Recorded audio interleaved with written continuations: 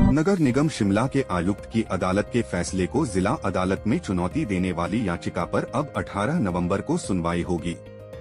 जिला अदालत ने स्थानीय लोगों की उस एप्लीकेशन को खारिज कर दिया है जिसमें मामले में पार्टी बनने की अपील की गई थी। मामले में अब अगले सुनवाई सोमवार को होगी, जिसमें जिला अदालत की ओर से मुस्लिम पक्ष की मुख्य याचिका को सुना जाएगा। मुस्लिम पक्ष ने जिला अदालत से बहस के लिए वक्त मांगा था।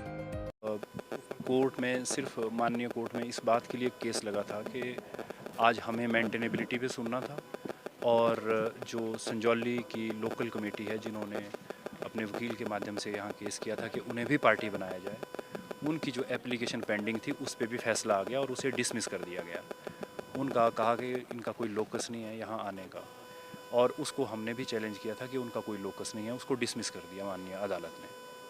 स्थानीय जो वकील पेश हुए थे स्थानीय पार्टी की तरफ से जो कह रहे थे कि पार्टी बनना है, वो एक बात कह रहे कि वक्फ बोर्ड ने मंजूरी दी थी 3 फ्लोर्स को हटाने की, लेकिन आप लोग अंदर कह रहे थे कि इसका कोई मंजूरी नहीं है। इस बारे में थोड़ी स्पष्ट इसमें ये है कि जब मंजूरी दी गई थी वो कंस्ट्रक्शन की दी गई है और उसमें भी कुछ एक कंडीशंस हैं।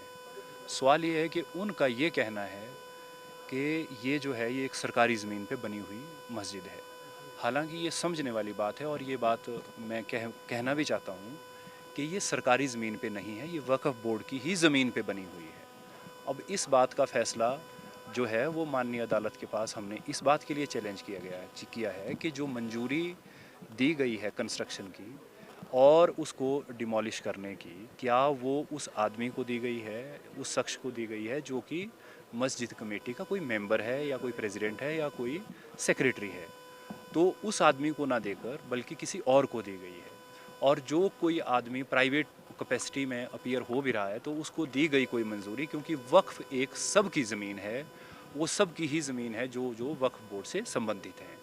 इस वजह से जो उनका चैलेंज है वो उस बात पे गलत है कि ये कोई सरकारी ज़मीन पे बनी है। अगली सुनवाई कब होगी? ये मंडे के लिए स्थगित की है।